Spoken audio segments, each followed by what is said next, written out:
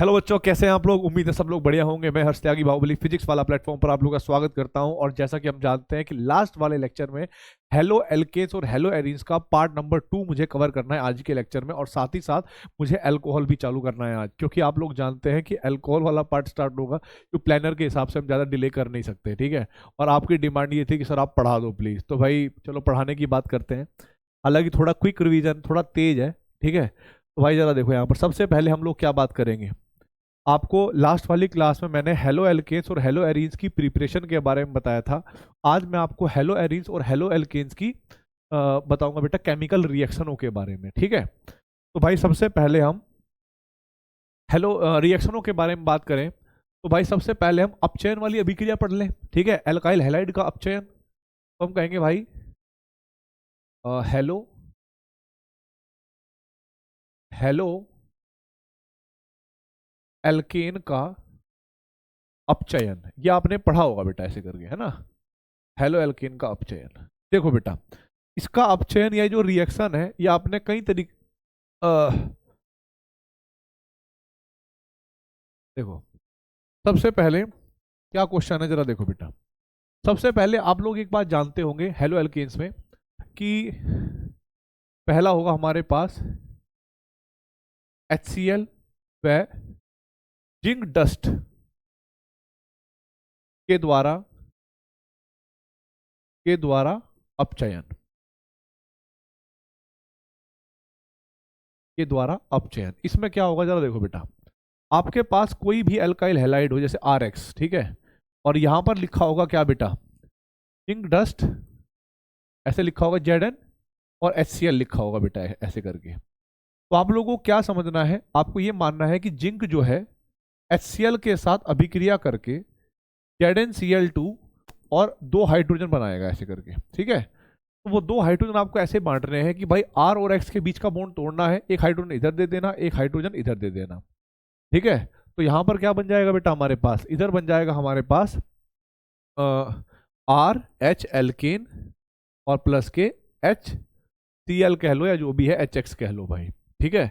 तो ये बेसिकली इस तरह की रिएक्शन आपके हाइड्रोकार्बन में भी आती है। और आप लोगों ने हाइड्रोकार्बन में मैंने क्वेश्चन करवाया था, क्वेश्चंस करवाए थे, पर आप लोगों की डिमांड थी कि सर पढ़ा भी देना।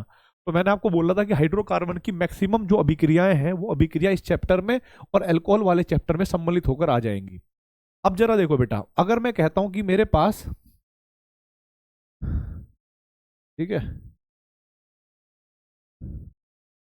अब देखो बेटा, अगर मेरे पास ये है CH3 CH2 और Cl है, और यहां पर लगा है क्या भाई, जिंक डस्ट और HCl, जिंक डस्ट और HCl, क्या बनेगा तुम्हें सोचना है। मैंने यहां पर लिखा है CH3 CH और CH3, और यहां पर Cl है, और यहां पर लिखा है मैंने जिंक डस्ट और HCl, ठीक है। और फिर हम बात करेंगे बेटा इस तरीके से CH3 C CH3 H Br, ठीक है। और यहां पर जिंक डस्ट और HCl, क्या अभिक्रिया होगी वो आप लोग बताना, इस मैकेनिज्म को फॉलो करना और रिएक्शन करते चले जाना, ठीक है। अब एक और रिएक्शन है जिसका नाम आप लोग जानते होंगे, उस अभिक्रिया को कहते हैं हम लोग वुड्स अभिक्रिया, ठीक है। उसको क्या कहते हैं बेटा हम लोग, वुड्स अभिक्रिया। देखो बेटा, वुड्स अभिक्रिया तो मैं बहुत ज्यादा यहां पर लिखवाऊंगा नहीं, सीधे काम की बात बताऊंगा बेटा मैं, ठीक है। वुड्स अभिक्रिया, वुड्स अभिक्रिया में क्या होता है जरा समझना बेटा। वुड्स अभिक्रिया में दो एल्काइल हैलाइड अणु होंगे, यानी RX, और उसको आप Na करके या 2 Na करके ऐसे लिख सकते हो, और दूसरे एल्काइल हैलाइड को आप ऐसे लिख सकते हो भाई। तो आप लोगों ने क्या करना है, सोडियम के साथ एल्काइल हैलाइड अभिक्रिया करेगा और NaX के 2 मेटल बाहर निकल जाएंगे, NaX के 2 अणु बाहर निकल जाएंगे, और ये अभिक्रिया होगी हमारे पास क्या बेटा जी, ड्राई ईथर में। ड्राई ईथर का मतलब होता है शुष्क ईथर में। तो यहां पर क्या बनेगा हमारे पास, एल्केन बनेगी RR प्लस के 2 NaX बाहर निकल जाएंगे। अब इसी आधार पर मैं ढेर सारे रिएक्शन दे रहा हूं, और मैं ये बताने वाला हूं कि कौन कौन सी चीजें आपको ध्यान रखनी जिनसे रिलेटेड क्वेश्चन आपके एग्जाम में आ सकता है। पहला देखो बेटा, अगर मैं यहां पर CH3, ठीक है, और Cl प्लस के Na और प्लस के Na ऐसे करता हूं, और यहां पर Cl और CH3 ऐसे दे रखा होता है, ठीक है। और यहाँ पर क्या लिखा होगा बेटा जी, ड्राई ईथर। तो आप लोगों को क्या करना है, आप लोगों को Cl और Cl यहाँ से निकालने, दो अणु NaCl के, और आप क्या करोगे बेटा, यहाँ पर CH3 को कंबाइन कर दोगे और प्लस के दो अणु बना दोगे आप NaCl के, ठीक है।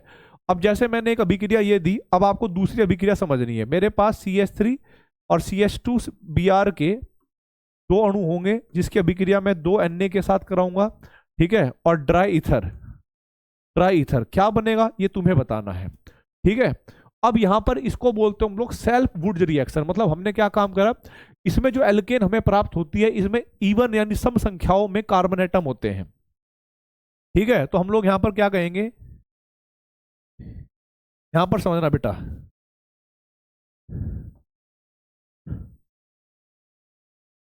वुड्स अभिक्रिया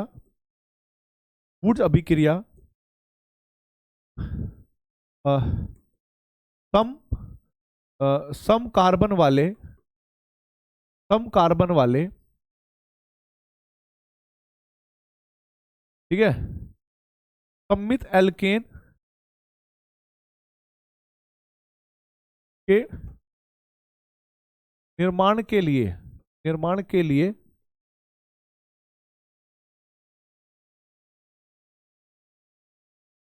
सही विधि है, परंतु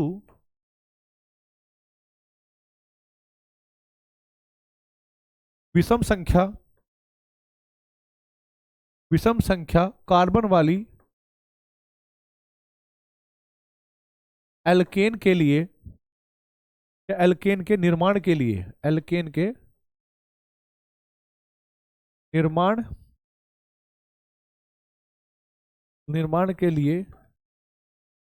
यह वाली एल्केन के निर्माण के लिए यह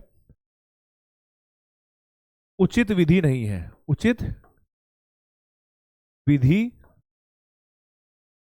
है, यह बात आपको ध्यान रखनी है बेटा, उचित विधि नहीं है।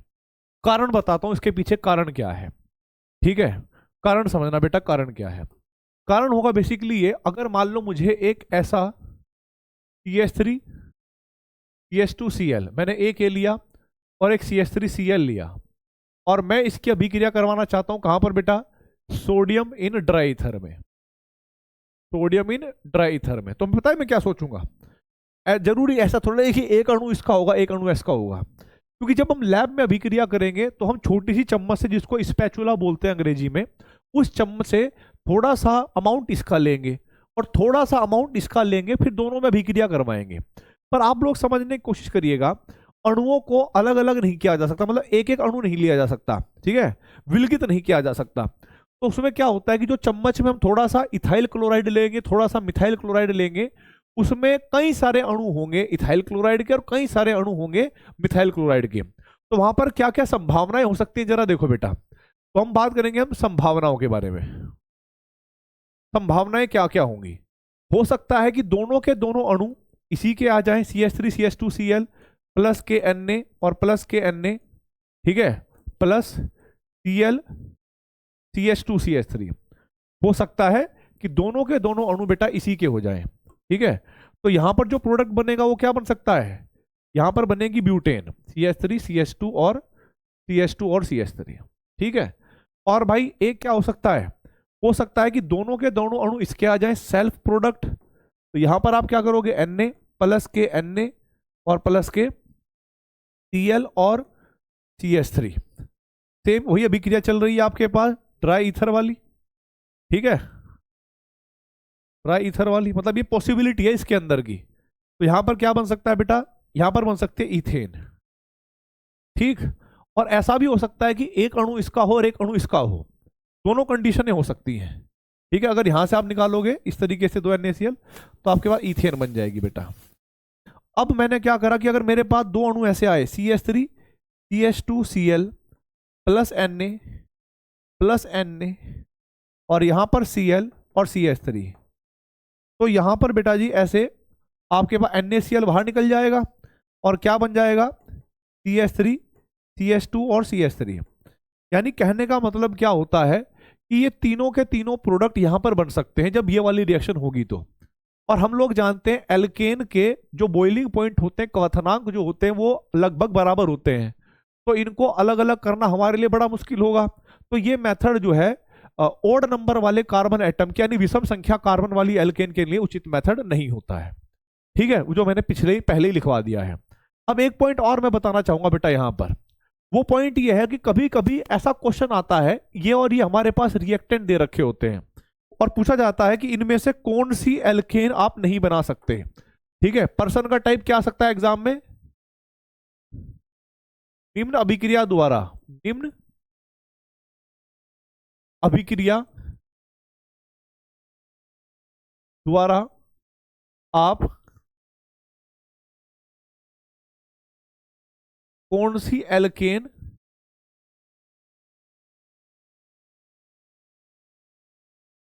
का निर्माण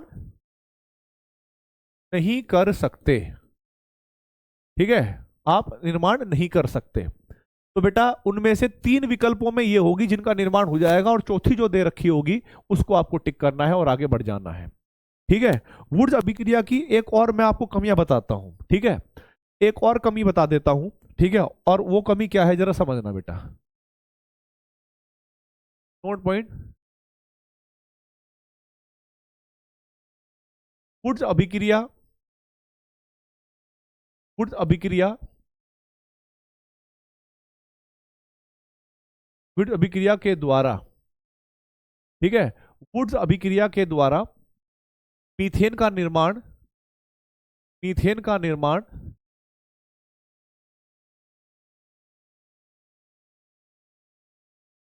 संभव नहीं है। ठीक है, वुड्स रिएक्शन द्वारा अब मीथेन का निर्माण संभव नहीं है, बात ध्यान रखनी है। और एक पॉइंट और समझना है बेटा, अगर आपके पास नोट, एक पॉइंट और समझना कि 3 डिग्री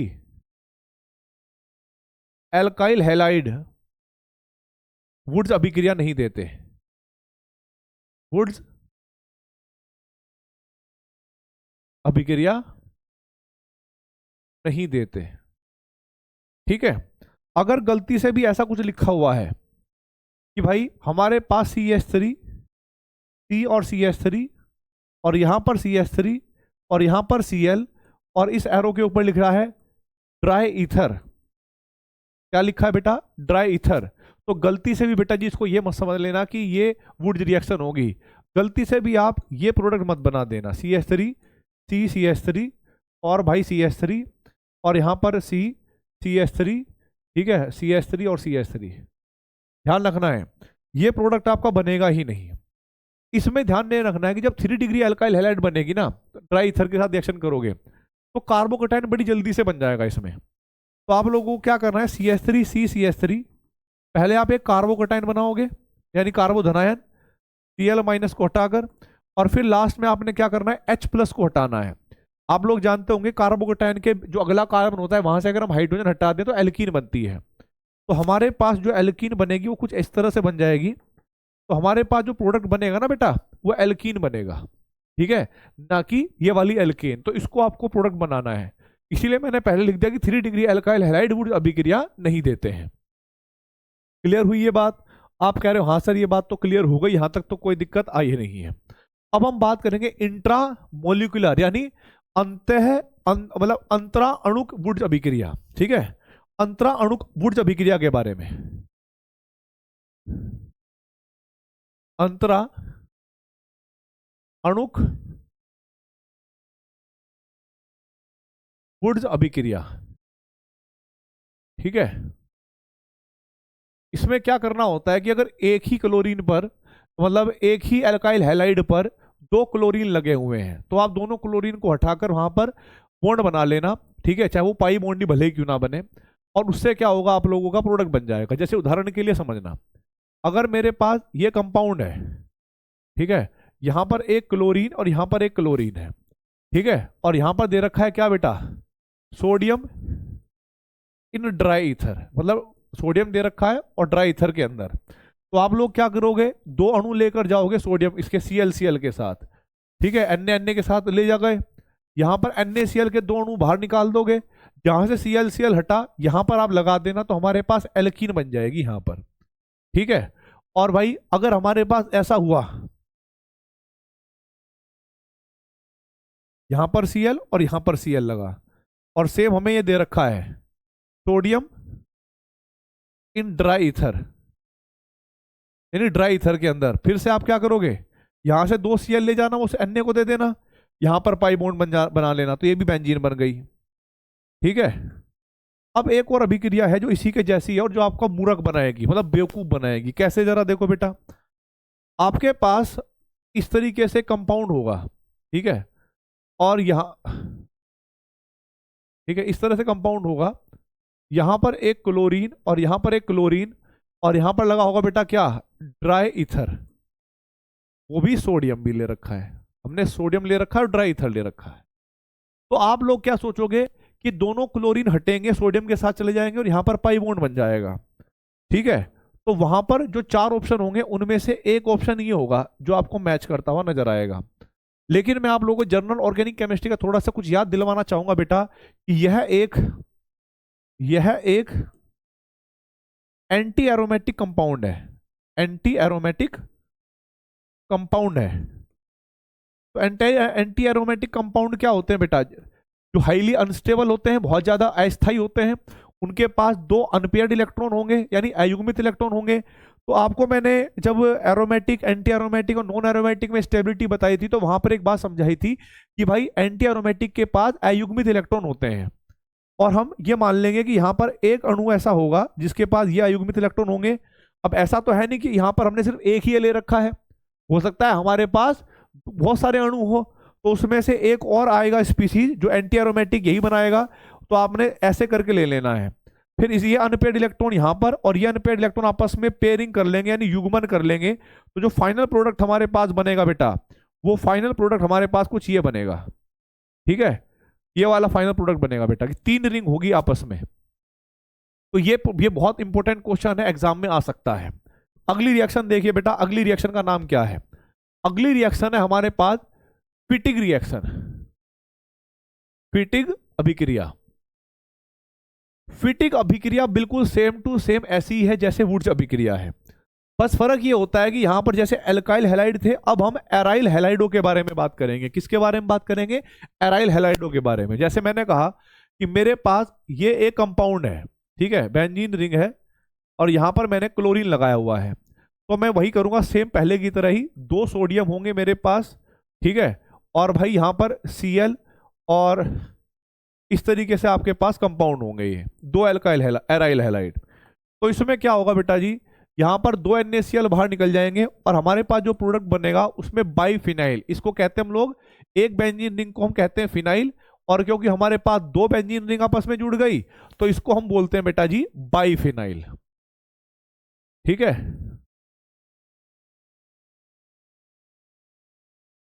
बाईफिनाइल, ये इसका नाम हो गया। तो ये फिटिग रिएक्शन है। वहां पर क्वेश्चन पूछता है इस तरह से रिएक्शन देकर कि रिएक्शन का नाम क्या है। तो देखो, अगर दोनों के दोनों यौगिक एल्काइलिक मतलब एलिफेटिक है, तो हमारे पास क्या हो जाएंगे, वुड्स। अगर दोनों के दोनों बेटा जो अणु है जिनके बीच में ये रिएक्शन हो रही है, वो हो जाएगी फिटिग अभिक्रिया। और एक और अभिक्रिया होती है, उसको बोलते हैं वुड्स फिटिग अभिक्रिया, वुड्स फिटिग अभिक्रिया। अब आप सोचोगे सर ये क्या बवाल है, वुड्स फिटिग अभिक्रिया। मैं कहूंगा भाई वुड्स फिटिग अभिक्रिया में, वुड्स फिटिग अभिक्रिया में जरा समझना क्या चीज है ये। वुड्स फिटिग अभिक्रिया में वुड्स का मतलब एक होगा एलिफेटिक एल्काइल हैलाइड, ठीक है, और सोडियम हमारे पास सेम होंगे, और अभिक्रिया ड्राई ईथर में ही करवाएंगे हम। और फिटिग आ गया है तो मतलब एक ले लेंगे हम लोग एराइल हैलाइड, मतलब बेंजीन रिंग के साथ।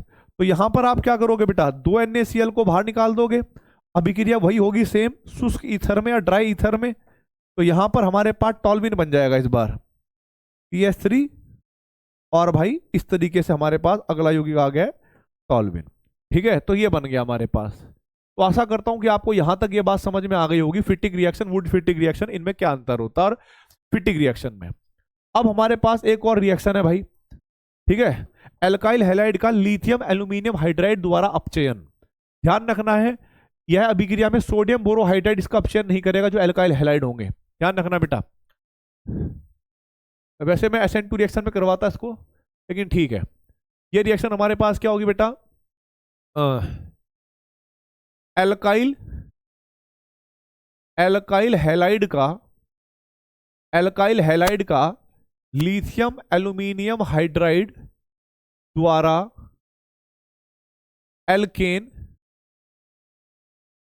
एल्केन में अपचयन।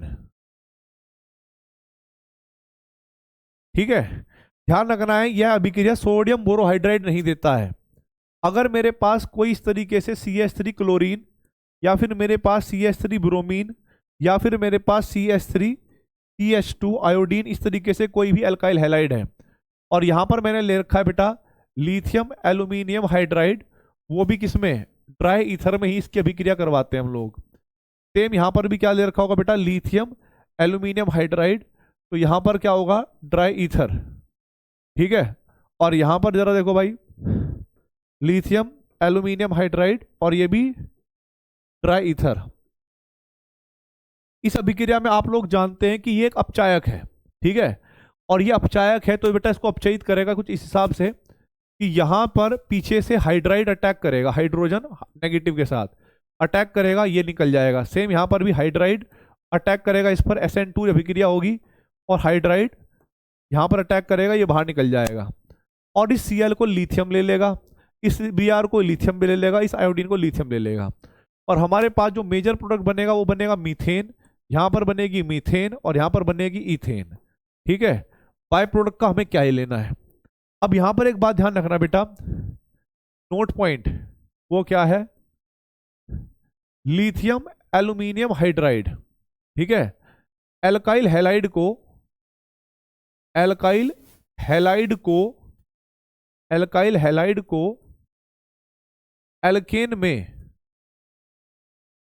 एल्केन में अपचयित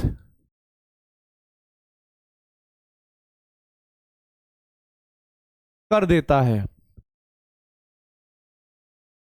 परंतु सोडियम बोरोहाइड्राइड NaBH4 भी एक रिड्यूसिंग एजेंट होता है, अपचायक होता है, तो वो नहीं कर पाता बेटा। तो जो अगर यहां पर लिथियम एल्यूमिनियम हाइड्राइड की जगह पर सोडियम बोरोहाइड्राइड होगा तो लिख देना नो रिएक्शन। ठीक है, परंतु NaBH4 एल्काइल हैलाइड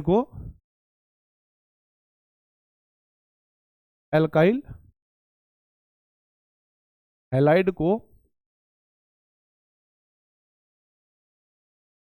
अपचयित नहीं कर पाता। ठीक है, तो भाई ये रिएक्शन थी हमारे पास वुड्स अभिक्रिया, फ्री अपचयन डायरेक्ट। तो आशा करता हूं कि यहां तक तो आपको समझ में आ गया होगा। तब तक के लिए मैं थोड़ा पानी पी लूं बेटा, फिर आगे बढ़ेंगे।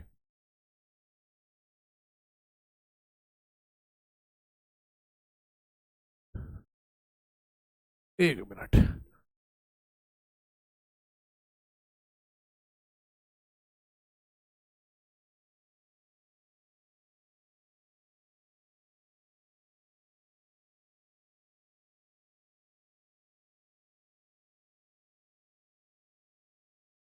ठीक है, देखो भाई आगे, अब हमें क्या करना है भाई, अब आगे हमें करनी है, आगे हमें दूसरी रिएक्शन करनी है। ठीक है, और आप लोग जानते हैं कि एल्काइल हाइलाइड जो है वो एलिमिनेशन, यानी एलिमिनेशन और विस्थापन दोनों अभिक्रिया प्रदर्शित करता है, लेकिन कब कौन सी होगी ये थोड़ा सा ध्यान रखना है आपको। तो मैं आप लोगों को एक बात बताना चाहूंगा, सिंपल सी बात, जो जिस बात पर आपको थोड़ा सा ध्यान रखना है, और मैं एग्जाम के पॉइंट ऑफ व्यू से बता रहा हूँ, बहुत डिटेल में 10 घंटे लगा के पढ़ा नहीं रहा हूँ। ठीक है, जो काम की बात है उसको थोड़ा समझने की कोशिश करिएगा। ठीक है, हमारे पास सिमिलर रिएक्शन होगी। ठीक है, पहली रिएक्शन होगी एल्काइल हैलाइड की NaOH से अभिक्रिया, NaOH से अभिक्रिया, ये रिएक्शन है। अभी जो NaOH है ना बेटा, ये भी दो प्रकार के साथ रिएक्शन करता है। NaOH से कह लो, ठीक है, NaOH से कह लो, या फिर आप KOH से कह लो, KOH से अभिक्रिया। बहुत इंपॉर्टेंट है, ध्यान से समझना। अब इसको समझना पड़ेगा आपको। जैसे मान लीजिएगा कोई अल्काइल हैलाइड है हमारे पास CH3 CH2 Cl, और यहां पर मैंने लिया है सोडियम NaOH। तो यहाँ पर दो प्रोडक्ट बन सकते हैं अगर देखा जाए तो। क्या बेटा कि हो सकता है कि यहाँ पर Cl हट जाए, OH लग जाए, यहाँ पर प्रोडक्ट बन जाए CH3 CH2 और OH एल्कोहल बन जाए और यहाँ पर NaCl निकल जाए बाहर।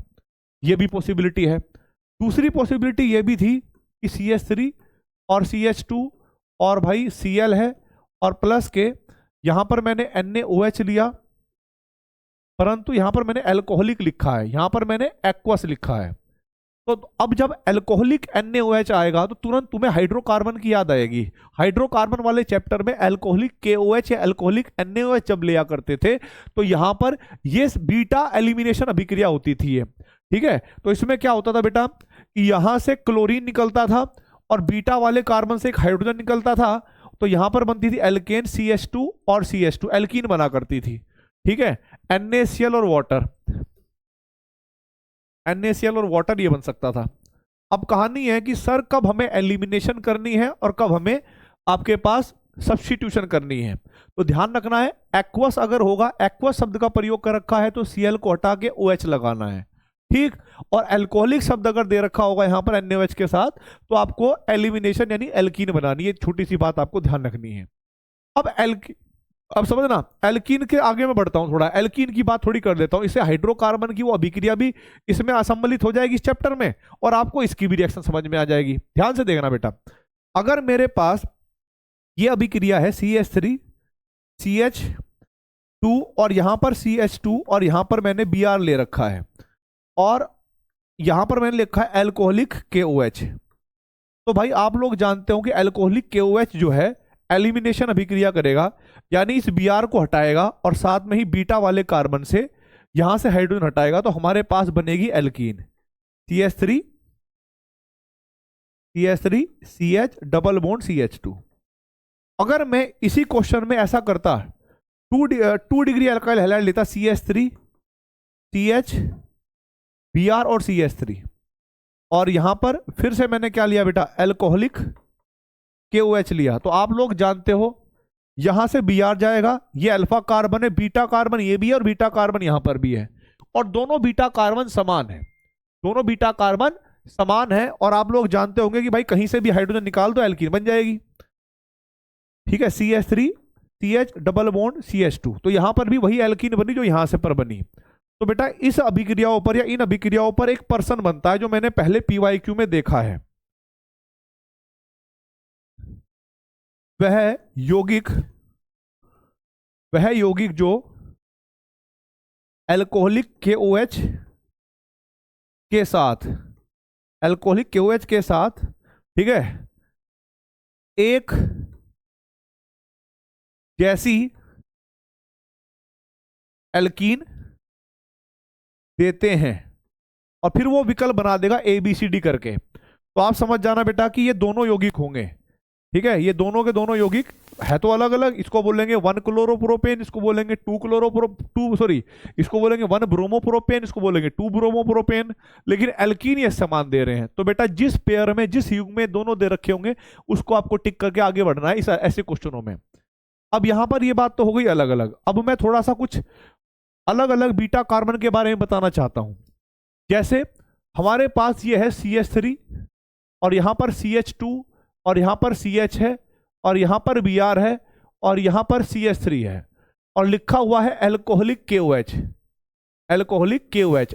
आप लोग जानते हैं कि रिएक्शन तो क्या होगी हमारे पास, रिएक्शन तो हमारे पास वही होगी, एलिमिनेशन ही होगा, एल्कीन ही बनेगी। पर इस बार गड़बड़ ये हो गई कि जब ब्रोमीन जाएगा तो ब्रोमीन के साथ ये भी बीटा कार्बन और ये भी बीटा कार्बन और दोनों बीटा कार्बन अलग अलग हैं, दोनों बीटा कार्बन अलग अलग हैं, एक पर हाइड्रोजन कम है और एक पर हाइड्रोजन ज्यादा है। तो भाई अगर मैं इधर से निकालता हूं, ठीक है, तो CH3 CH double bond CH हमारे पास ये एल्कीन बनेगी और अगर मैं राइट साइड से निकालता हूं तो मेरे पास CH3 CH2 CH double bond CH2 ये एल्कीन बनेगी। अब मुझे ये नहीं पता कि इनमें मेजर कौन सा है और माइनर कौन सा है, ठीक है। अब थोड़ा सा मेजर और माइनर को ध्यान में रखते हुए मैं आपको कुछ लॉजिक्स के बारे में बात बता रहा हूं बेटा। आप लोगों ने एक नियम पढ़ा होगा सेजेफ रूल, सेजेफ का नियम, ठीक है। और वो क्या कहता है जरा समझना बेटा। एल्काइल हैलाइड के एल्काइल हैलाइड के एलिमिनेशन में, ठीक है भाई, हैलोजन के साथ हाइड्रोजन उस बीटा कार्बन से निकलता है,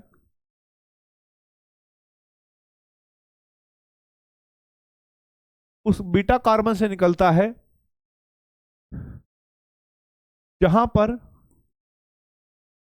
पहले ही हाइड्रोजन की संख्या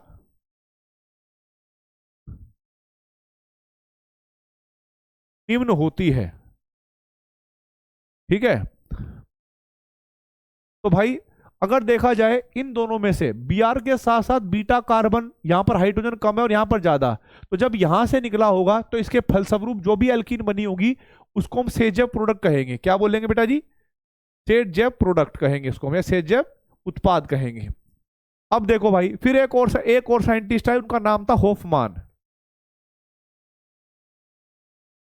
तो होफमान ने अपना नियम दिया। होफमान नियम क्या कहता है?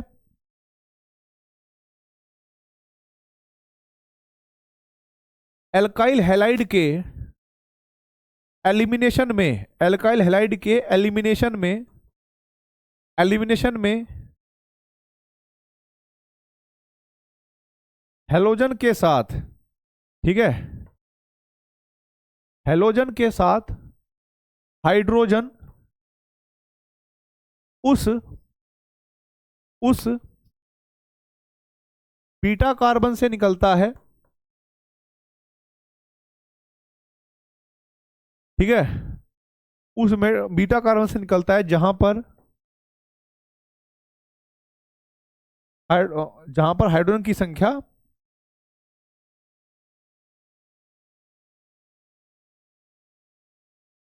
अधिक हो।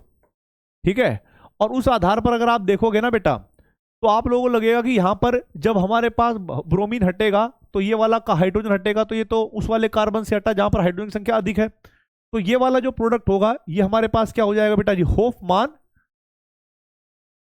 होफमान प्रोडक्ट हो गया बेटा। ये हमारे पास क्या हो गया जी? ये होफमान प्रोडक्ट हो गया।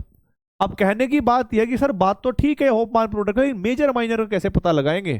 तो उसमें छोटी सी बात बता देता हूं बेटा आप लोगों को कि भाई होफमान प्रोडक्ट कब मेजर प्रोडक्ट होगा और सेजर प्रोडक्ट कब मेजर प्रोडक्ट होगा, ध्यान रखना बेटा। नोट पॉइंट, यदि एल्काइल हैलाइड, ठीक है, एल्काइल हैलाइड RF है, ठीक है, या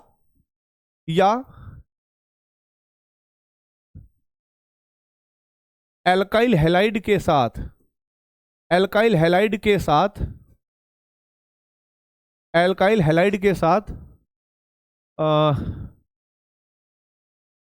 जो क्षार है, क्षार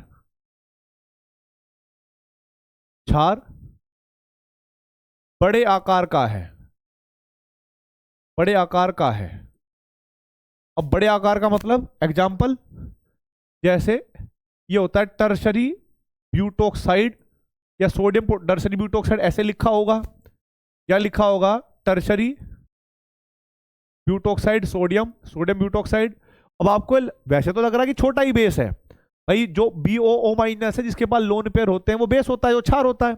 आपको वैसे लग रहा होगा छोटा होगा ये, पर ये छोटा नहीं होता बेटा। ये होता है CH3 CCH3 और CH3 और भाई O माइनस K पॉजिटिव। ये बड़ा बेस है, ध्यान से देखो। OH जो होता है, OH जहां पर हाइड्रोजन लगा होता है वो होता है छोटा बेस, और हाइड्रोजन के स्थान पर ये टर्शरी ब्यूटाइल ग्रुप आ गया, ठीक है, तो ये क्या हो गया? Tertiary butoxide, sodium tertiary butoxide, ये बड़ा होता है। अगर ये आ गया तो होफमान प्रोडक्ट ही मेजर प्रोडक्ट होगा, ध्यान रखना। का है आकार का है तो होफमान प्रोडक्ट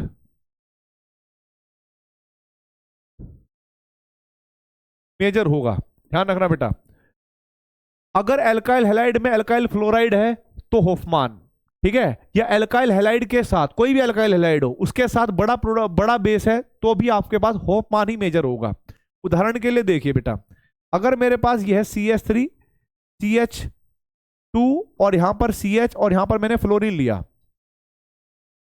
अब यहां पर मैंने CH3 लिया, तो ध्यान रखना बेटा, चाहे आप यहां पर ऐसे ले लो एल्कोहलिक KOH ले लो, ठीक है, या फिर आप यहां पर टर्सरी ब्यूटोक्साइड ऐसे ले लो, सोडियम टर्सरी ब्यूटोक्साइड।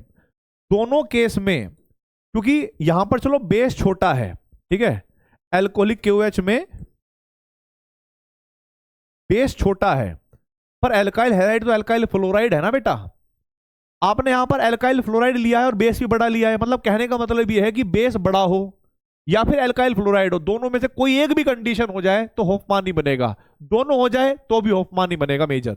तो यहां पर आप क्या करोगे बेटा, CH3 CH double bond CH और यहां पर CH3, ये मेरे पास माइनर प्रोडक्ट होगा, और बेटा इधर CH3 CH2 CH और डबल बॉन्ड CH2, ये हमारे पास मेजर प्रोडक्ट होगा। सेम टू सेम यहां पर देखो, यहां पर बड़ा बेस आ गया तो हम लोग फिर वही कहेंगे CH3 CH double bond CH और यहां पर CH3, ये हमारे पास माइनर प्रोडक्ट हो गया बेटा।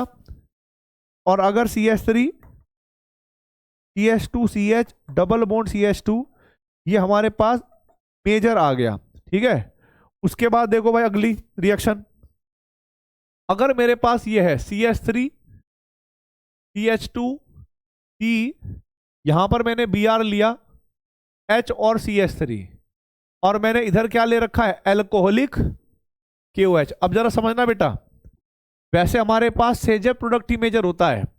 अगर एल्काइल फ्लोराइड के स्थान पर कोई भी एल्काइल हैलाइड हो, क्लोराइड हो, ब्रोमाइड हो, आयोडाइड हो, एक तो पहली चीज एल्काइल ब्रोमाइड है, ये मतलब ये कहता है कि भाई सेजेब बनना चाहिए। फिर एल्कोहलिक KOH है, छोटा बेस है, ये भी कहता है कि सेजेब बनना चाहिए, तो सेजेब ही मेजर बनेगा इस बार।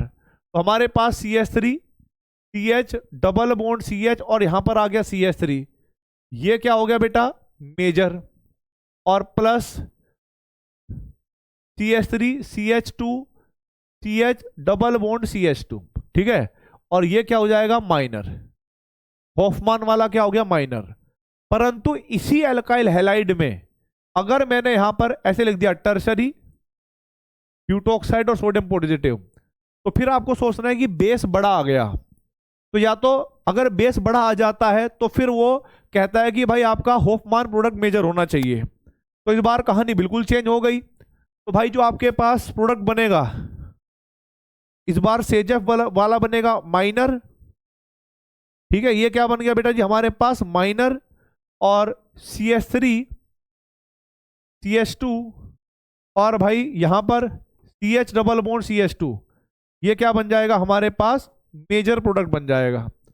तो भाई इस तरीके से आप मेजर माइनर का पता लगाते हो, और मैं गारंटी देता हूं इस तरह का क्वेश्चन आपको एग्जाम में पक्का एक मिलेगा, ठीक है। या जो एल्कोहलिक KOH और टर्सरी ब्यूटोक्साइड वाला है, होफमान सेजेब वाला क्वेश्चन, चाहे हाइड्रोकार्बन चैप्टर से मिले चाहे एल्काइल हैलाइड से मिलेगा, पक्का एग्जाम में एक क्वेश्चन आएगा ही आएगा, चाहे आप PYQ उठा के देख लेना, आता है ये बार बार, ठीक है।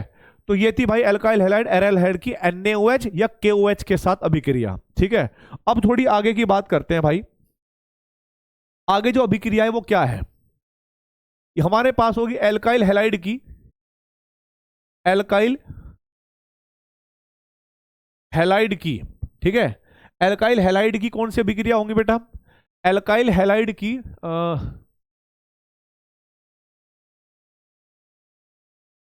KCN के साथ अभिक्रिया, KCN के साथ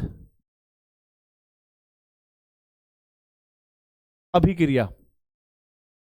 तो यहां पर क्या लिखा होगा जरा देखो बेटा, CH3 CH2Cl, और रिएक्शन में ऐसा लिखा होगा KCN बनेगा A, और फिर लिखा होगा H3O बनेगा B। पहचानना A और B क्या होगा, इस तरह क्वेश्चन देखे होंगे ना आपने, इस तरह के आते हैं। लेकिन खैर छोड़ो, ये आगे की बात तो अलग की है, हमें A तक पहुंचना है। तो आप लोगों को ना एक बात समझनी पड़ेगी कि ये जो KCN है ये क्षारीय धातु का यौगिक है। क्षारीय धातु कैसे यौगिक बनाती है बेटा जी? आयनिक यौगिक बनाती है। तो यहां पर K प्लस और साइनाइड ऐसे मान लेना कि C triple bond N lone pair और लोन पेयर और नेगेटिव चार्ज, ऐसे होता है बेटा। ये KCN का स्ट्रक्चर ये होता है, K पॉजिटिव और साइनाइड। आप लोग जानते हैं कार्बन के पास भी लोन पेयर और नाइट्रोजन के पास भी लोन पेयर, कार्बन के पास भी लोन पेयर और नाइट्रोजन के पास भी लोन पेयर। तो बेटा अच्छा न्यूक्लियोफाइल कौन होगा? आप कहोगे सर अच्छा न्यूक्लियोफाइल वो होता है जो आसानी से इलेक्ट्रॉन दे दे, और आसानी से इलेक्ट्रॉन वो देगा जिसकी विद्युत ऋणात्मकता कम होती है। क्योंकि पीरियड के अंदर जब हम चेक करते हैं आवर्त सारणी के आवर्त के अंदर हम चेक करते हैं तो हम इलेक्ट्रॉन नेगेटिविटी के आधार पर ही देखते हैं कि कौन आसानी से इलेक्ट्रॉन दे सकता है और कौन ले सकता है। तो बेटा कार्बन अटैक करेगा यहां पर तो Cl बन जाएगा। तो यहां पर जो प्रोडक्ट बनेगा CH3 CH2 CN बन जाएगा हमारे पास, ठीक है, इथाइल साइनाइड। और आप लोगों को एक बात और पता होगी बेटा कि साइनाइड का हाइड्रोलाइसिस करने पर, यह नोट पॉइंट आपको याद होना चाहिए, कहीं पर भी आपको दिखे साइनाइड का जल अपघटन करने पर, जल अपघटन करने पर साइनाइड जो है वो COH ग्रुप में कन्वर्ट हो जाता है। COH ग्रुप में बदल जाता है, ठीक है बेटा। तो यहां पर क्या बन जाएगा हमारे पास? बेसिकली जो B होगा वो होगा CH3 CH2 और CN को आपने COH में कन्वर्ट कर दिया। तो A और B की पहचान आप ऐसे करोगे, ठीक है। तो ये रिएक्शन ऐसे हो गई। लेकिन यहीं पर अगर मैं इसकी अभिक्रिया करवाता हूं AgCN के साथ, तो मैं कह रहा हूं भाई एल्काइल हैलाइड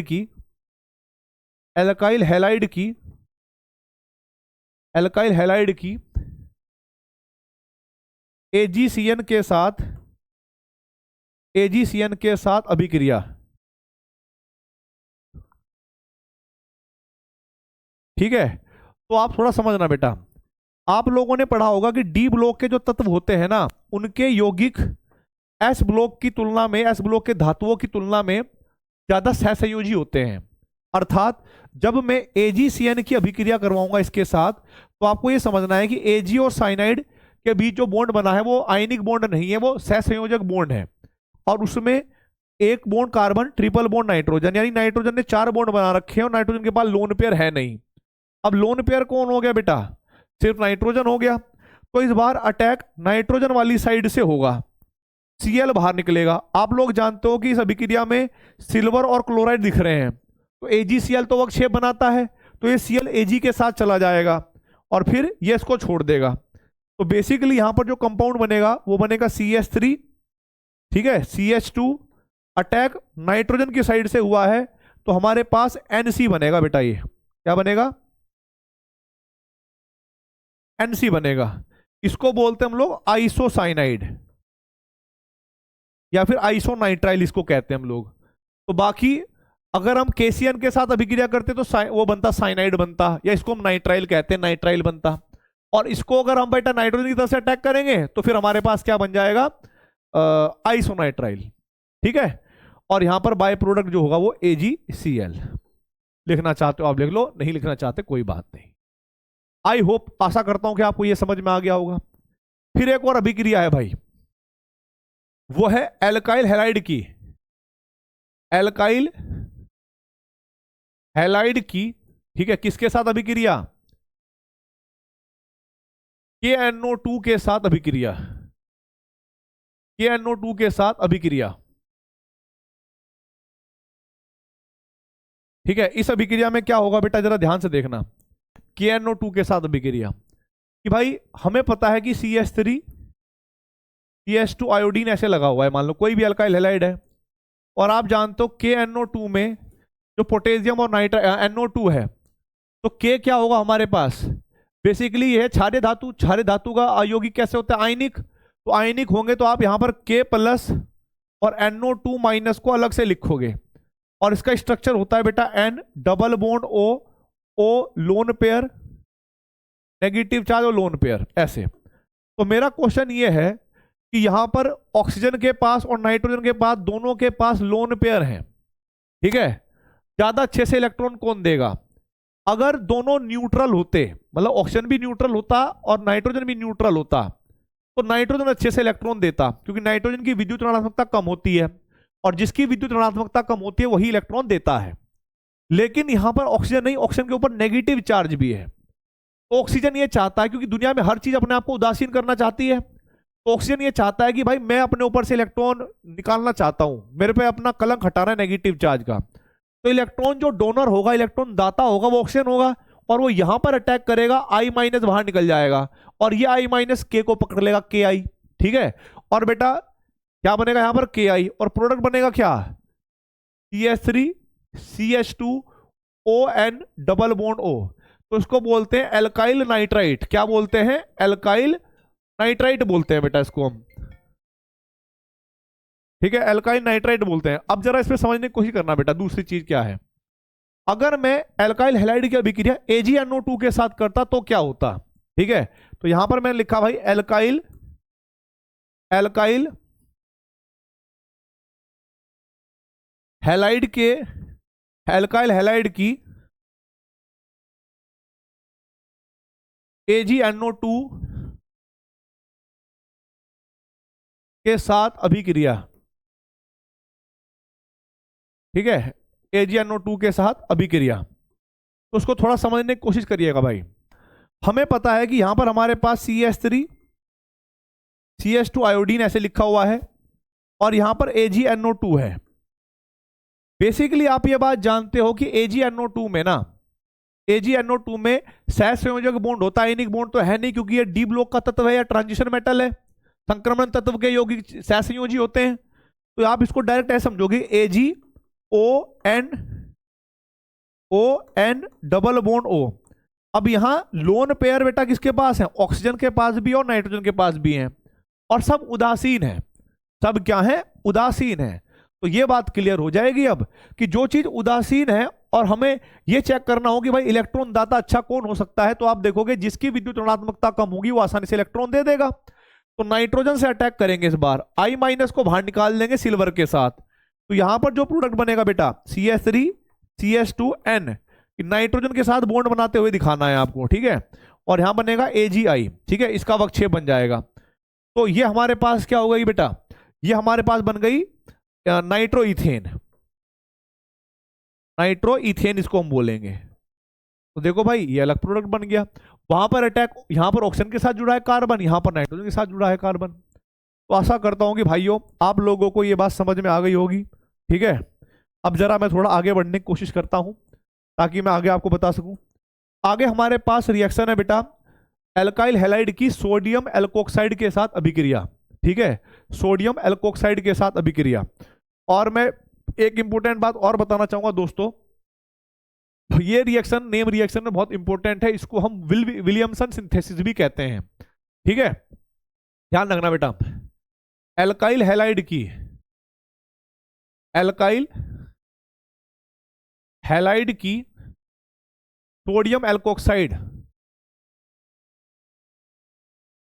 सोडियम एल्कोक्साइड के साथ अभिक्रिया। ठीक है, अब देखो भाई सोडियम एल्कोक्साइड क्या होता है, और ध्यान रखना है नोट पॉइंट। ठीक है, यह अभिक्रिया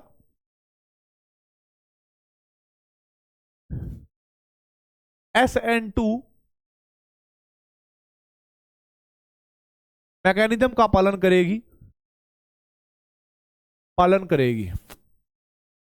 ठीक है, और इस अभिक्रिया का जो नाम है वो भी मैं लिख देता हूं,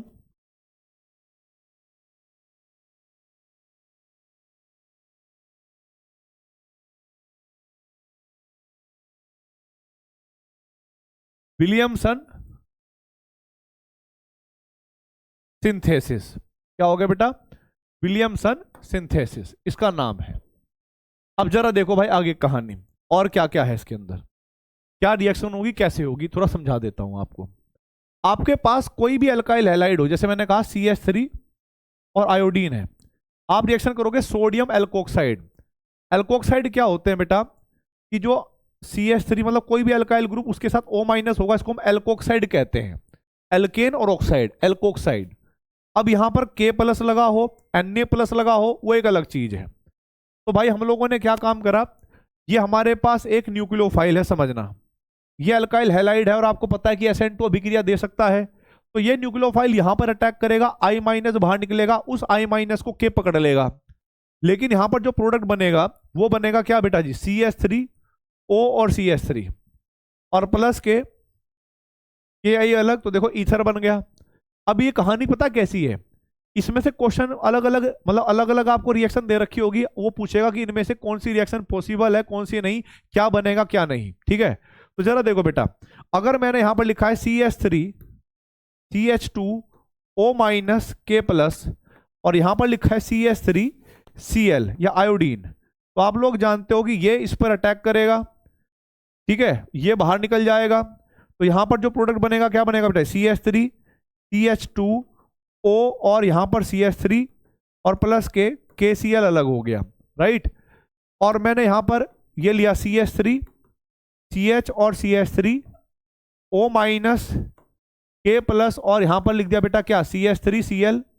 तो यहां पर क्या होगा बेटा, ये इस पर अटैक करेगा, ये बाहर निकल जाएगा। तो यहां पर क्या बन जाएगा हमारे पास CH3 CH3 और भाई O माइनस, नहीं O जो था वो अटैक कर रहा है उस पर, OCH3 और बेटा जी KCl। ठीक, तो इस तरीके से आपके ईथर का निर्माण हो रहा है। अब आप लोग जानते हैं कि अगर मेरे पास ये तीन अभिक्रियाएं दे रखी हैं अलग अलग, इस रिएक्शन का रेट R1 है, इस रिएक्शन का रेट R2 है और एक रिएक्शन का रेट R3 है। SN2 अभिक्रिया में जो रेट ऑफ रिएक्शन होता है ना, वो रिएक्टेंट और न्यूक्लियोफाइल दोनों पर डिपेंड करता है, मतलब एल्काइल हैलाइड और न्यूक्लियोफाइल दोनों पर डिपेंड करता था। आप लोग जानते होंगे कि भाई जो SN2 रिएक्शन है उसका रेट एक्सप्रेशन होता है, दर नियम होता है एल्काइल हैलाइड कंसंट्रेशन की पावर 1 और न्यूक्लियोफाइल कंसंट्रेशन की पावर 1।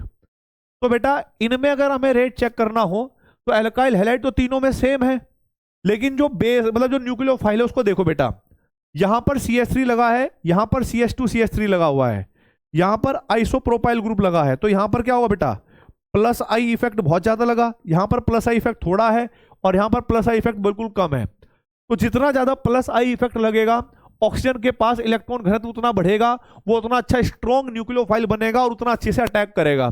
तो यहां पर अगर मैं रिएक्शन के रेट की बात करूं बेटा, तो मैं कहूंगा कि R3 फिर हमारे पास R2 और फिर हमारे पास R1, ये हो जाएगा। अब इसी के जैसी एक और रिएक्शन देखो बेटा, कंफ्यूज करने वाली है वो। अगर मैंने कहा कि मेरे पास CH3O माइनस K प्लस और मैंने यहां पर लिया है CH3 Cl, सेम यही अभिक्रिया है।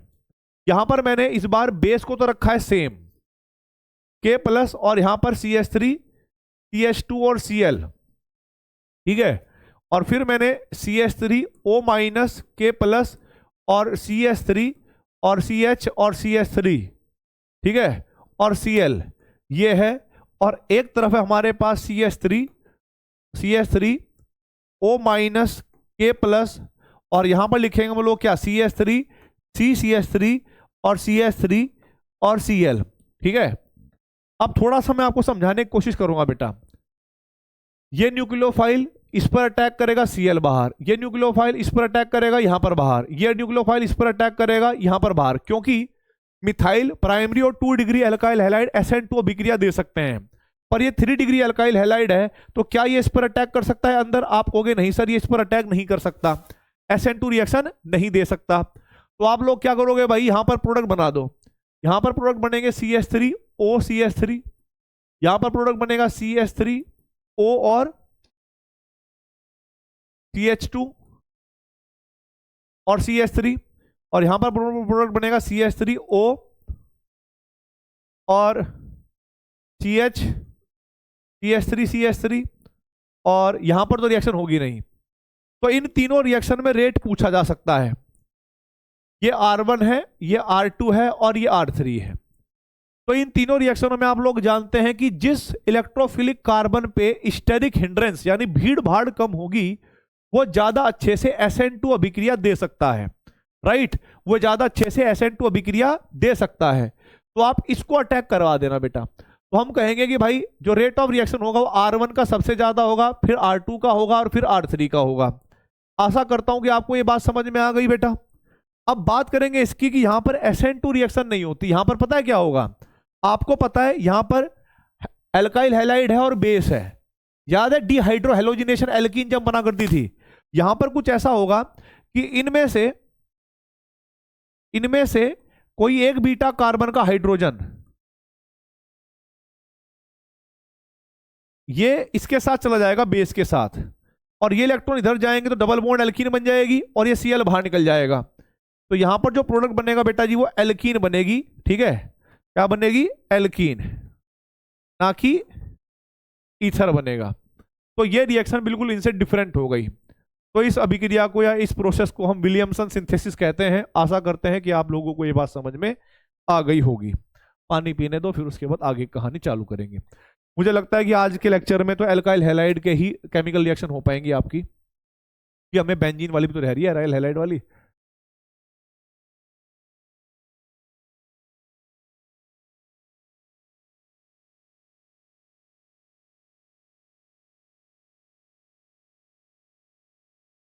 देखो बेटा, बढ़ते हैं आगे।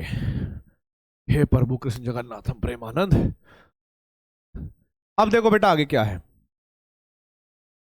ये हो गई हमारे पास रिएक्शन। ठीक है, अब जरा देखते हैं भाई आगे कहानी। आगे की कहानी में हमारे पास अब हम करेंगे अमोनिया के साथ अभिक्रिया। ठीक है, अब हम पढ़ेंगे क्या बेटा जी, अमोनिया, अमोनिया के साथ अभिक्रिया। तो देखो बेटा क्या हुआ होगा वहां पर, दो चीज कैसे आएंगी। अगर हमारे पास CH3 आयोडीन है और प्लस के अमोनिया है और ये एक्सेस में है, तो आप लोग जानते होंगे ये न्यूक्लियोफाइल है, ये यहां पर अटैक करेगा, I- बाहर निकल जाएगा। और नाइट्रोजन जब इलेक्ट्रॉन देगा तो नाइट्रोजन पर आएगा धनात्मक चार्ज, और नाइट्रोजन पर धनात्मक चार्ज क्या होता है, अनस्टेबल।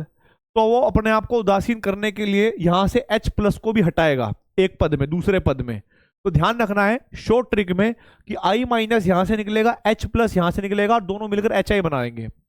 ठीक है, तो इन्होंने एक तो बनाया CH3 NH2 और प्लस के HI। अब बात ये आती है कि आगे रिएक्शन होगी या नहीं होगी। तो हमने ना अमोनिया एक्सेस में दे रखा है, अमोनिया बहुत सारा है, इथाइल क्लोराइड या इथाइल आयोडाइड कम है, तो इस रिएक्शन को आप एक स्टेप में रोक दोगे यहीं पर। ठीक है, और दूसरी स्टेप में और दूसरे टाइप में क्या हो सकता है कि अगर मेरे पास CH3 आयोडीन ये एक्सेस में है और मैंने अमोनिया के साथ अभिक्रिया कर दी, तो देखो भाई पहले स्टेप में क्या होगा, ये इस पर अटैक करेगा, I- बाहर, यहां से H+ बाहर, तो माइनस के HI बन गया। तो हमारे पास क्या होगा, CH3 NH2 1 डिग्री एमीन बन गई। और हम लोग ये बात जानते हैं कि 1 डिग्री एमीन अमोनिया की तुलना में अच्छा न्यूक्लियोफाइल होगा। क्यों, यहां पर तीनों हाइड्रोजन है, यहां पर 2 हाइड्रोजन है और एक हाइड्रोजन के स्थान पर मिथाइल ग्रुप आ गया। मिथाइल ग्रुप लगाता है प्लस आई इफेक्ट, और प्लस आई इफेक्ट क्या करेगा, नाइट्रोजन को और थोड़े से इलेक्ट्रॉन आगे दे देगा। तो जब ये और आगे इलेक्ट्रॉन सप्लाई करेगा बेटा, तो ये अच्छा न्यूक्लियोफाइल बन जाएगा। तो हमारे पास ये हमने एक्सेस में ले ही रखा है, अधिकता में ले ही रखा है CH3I, तो ये इस पर अटैक करेगा, फिर से I- बाहर निकलेगा। नाइट्रोजन अगर इलेक्ट्रॉन देगा तो पॉजिटिव चार्ज आएगा, उस पॉजिटिव चार्ज को हटाने के लिए इसको H+ हटाना पड़ेगा। तो फिर यहां से एक और अणु HI का बाहर, और हमारे पास CH3N और CH3H, ये बन गया एक और न्यूक्लियोफाइल। मतलब अगली बार क्या होगा बेटा, हमारे पास एक और इथाइल आयोडाइड आएगा, ये इस पर अटैक करेगा, यहां पर ऐसा हो जाएगा। तो हमारे पास HI का एक और अणु निकल गया, और हमारे पास 3 डिग्री एमीन जो है वो बनती जा रही है। ठीक है, अगली बार क्या होगा भाई, अभी भी इसके पास लोन पेयर न्यूक्लियोफाइल की भांति व्यवहार कर सकता है। ICH3 ये क्या काम करेगा, इस पर अटैक करेगा और यहां पर बाहर निकल जाएगा इसको। तो हमारे पास नाइट्रोजन पर इस बार अपने पॉजिटिव चार्ज को हटाने के लिए कोई हाइड्रोजन है नहीं। तो इस बार क्या होगा बेटा कि चारों के चारों जो CH3 हैं वो इस पर लगे रहेंगे और यहां पर पॉजिटिव चार्ज मेंटेन रहेगा। और बाहर हमारे पास आयोडाइड ऐसे चिपका लगा, यानी सॉल्ट बनेगा 4 डिग्री अमोनियम। तो क्वेश्चन ऐसा पूछा जा सकता है कि जब हम इथाइल या मिथाइल आयोडाइड को एक्सेस में लेंगे तो प्रोडक्ट में क्या क्या बन सकता है, क्या क्या हमें प्राप्त होगा। तो हम कहेंगे 1 degree amine, 2 degree amine, 3 degree amine और 4 डिग्री अमोनियम सॉल्ट का मिक्सचर हमें प्राप्त होगा। अगर हम अमोनिया एक्सेस में लेते हैं तो हमारे पास 1 डिग्री एमीन ही मेजर प्रोडक्ट बनेगी। ये बात आपको थोड़ी ध्यान में रखनी है बेटा, ठीक है। अब जरा देखते हैं थोड़ा सा आगे की कहानी में कि भाई आगे क्या ट्विस्ट बन रहा है इसमें, आगे क्या ट्विस्ट बन रहा है, ध्यान से देखना भाई। अब अमोनिया के साथ तो हो गई एक अभिक्रिया, ठीक है। अब हम बात करेंगे भाई अभिक्रिया, 1 मिनट दो, पानी पियेंगे पहले।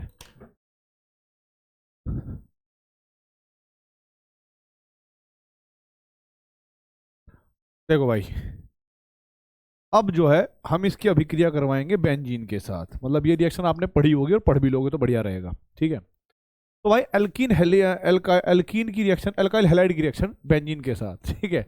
वैसे इस रिएक्शन को हम फ्रीडल क्राफ्ट अभिक्रिया भी कहेंगे, देखते रहो कैसे, ठीक है। तो पहले मैं लिख देता हूं बेटा जी फ्रीडल क्राफ्ट अभिक्रिया, फ्रीडल क्राफ्ट अभिक्रिया।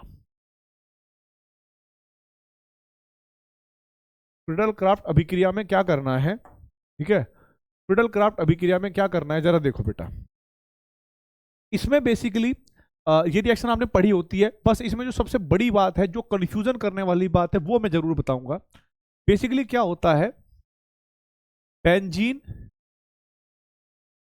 हिंदी में लिख देता हूं चलो, बेंजीन या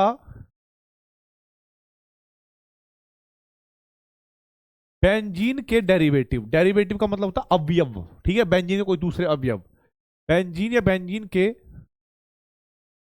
अवयव जब एल्काइल हैलाइड के साथ, एल्काइल हैलाइड के साथ, एल्काइल हैलाइड के साथ एनहाइड्रस AlCl3, ठीक है, उपस्थिति में अभिक्रिया करते हैं, अभिक्रिया करते हैं, तो alkyl group, alkyl group, alkyl group benzene में लग जाता है, बेंजीन में लग जाता है। अब देखो बेटा कैसे, ये रिएक्शन कैसी होती होगी, क्या होता होगा, ये सारी बातें हम इसके बारे में बात करेंगे। जैसे मान लीजिएगा कि मेरे पास ये अभिक्रिया है बेटा, बेंजीन रिंग लगी हुई है यहाँ पर क्या है बेंजीन। अब मैंने इसकी अभिक्रिया करवाई है CH3Cl के साथ, और यहाँ पर ले रखा है एनहाइड्रस AlCl3, मतलब शुष्क AlCl3। तो इसमें आप क्या करोगे, सबसे पहले जो AlCl3 होता है ना एनहाइड्रस, वो इस Cl को लेकर जाता है और वो बना लेता है AlCl4, और यहां पर बन जाता है बेटा CH3 पॉजिटिव कार्बोकटायन, ठीक है। तो नोट धन्य बेटा, एक नोट पॉइंट याद रख लेना यहां पर कि फ्रीडल क्राफ्ट अभिक्रिया में, फ्रीडल क्राफ्ट अभिक्रिया में,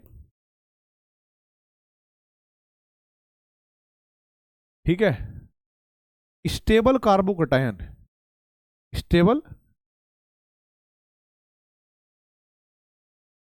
कार्बोधनायन, ठीक है, स्टेबल कार्बोधनायन इंटरमीडिएट होता है, इंटरमीडिएट,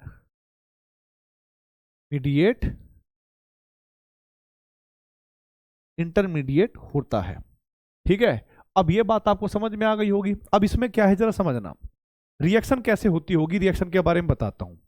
भाई मान लो कोई हमारे पास बेंजीन है, ठीक है, कोई इलेक्ट्रोफाइल आएगा, जैसे इलेक्ट्रोफाइल कौन हो गया, कार्बोकटायन।